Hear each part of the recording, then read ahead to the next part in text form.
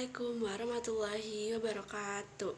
Halo semua, kenalin namaku Mufridatul Nafisa Putri dari kelas 10-3 absen 21. Jadi aku di sini bakal ngejelasin biografi tentang Raden Ajeng Kartini. Raden Ajeng Kartini merupakan pahlawan Indonesia yang lahir di Jepara, Hindia Belanda pada tanggal 21 April 1879 dan meninggal di Rembang, Hindia Belanda pada tanggal 18 September 1904 di umurnya yang masih muda yaitu 25 tahun. Nama lainnya yaitu Raden Ayu Kartini. Tokoh Jawa dan pahlawan nasional Indonesia berasal dari tanah Jawa ini dikenal sebagai pelopor kebangkitan wanita pribumi atau yang biasa disebut feminisme. Raden Ajeng Kartini merupakan wanita yang berasal dari kelas bangsawan Jawa.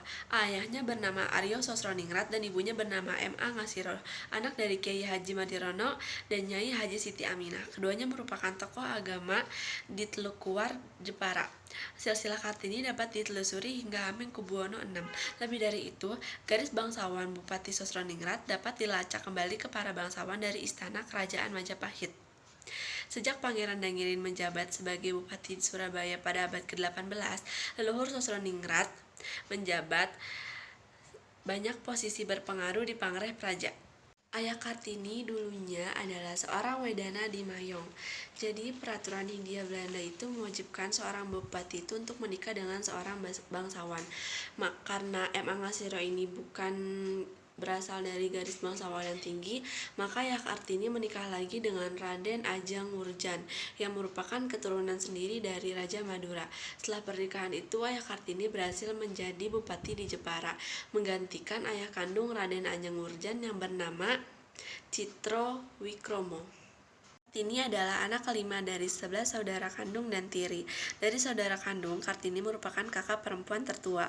Kakek Kartini yang bernama Pangeran Aryo Condronegoro diangkat menjadi bupati pada umur 25 tahun dan terkenal pada pertengahan abad ke-19 sebagai salah satu bupati yang memberi pendidikan khas barat kepada anak-anaknya.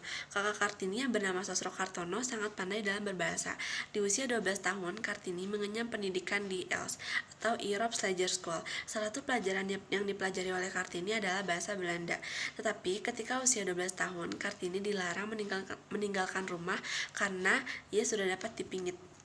Karena Kartini fasih dalam bahasa Belanda, ketika ia dipingit, ia mulai belajar sendiri dan mengirimkan surat kepada teman-teman korespondensasinya di Belanda. Salah satunya yaitu Rosa Abendanon yang sangat mendukungnya. Di buku, koran-koran, dan majalah Eropa, Kartini mulai tertarik dengan pemikiran perempuan Eropa atau feminisme modern. Timbul cita-citanya untuk memajukan pemikiran perempuan pribumi, karena menurutnya perempuan pribumi di era Hindia Belanda berada pada status sosial yang cukup rendah. 1903, saat Kartini berumur sekitar 24 tahun, impian Kartini untuk meneruskan studi menjadi guru di tanah Betawi pun sudah sirna. Tertulis di surat kepada Nyonya Abendanon, Kartini berkata bahwa dirinya sudah tidak berniat lagi untuk meneruskan studi karena ia ingin menikah.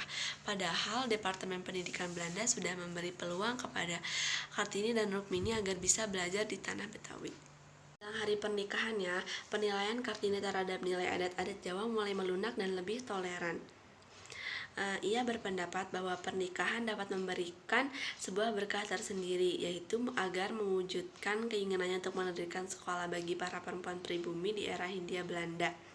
Dalam suratnya juga, ia menceritakan bahwa suaminya tidak hanya mendukung keinginannya untuk memajukan ukiran khas Jepara dan sekolah bagi para pribumi saja, ia juga menceritakan bahwa Kartini membuat buku yang lebih menarik. Sekian penjelasan biografi tentang Raden Ajeng Kartini dari saya. Kurang lebihnya mohon maaf. Wassalamualaikum warahmatullahi wabarakatuh. Audio Jungle.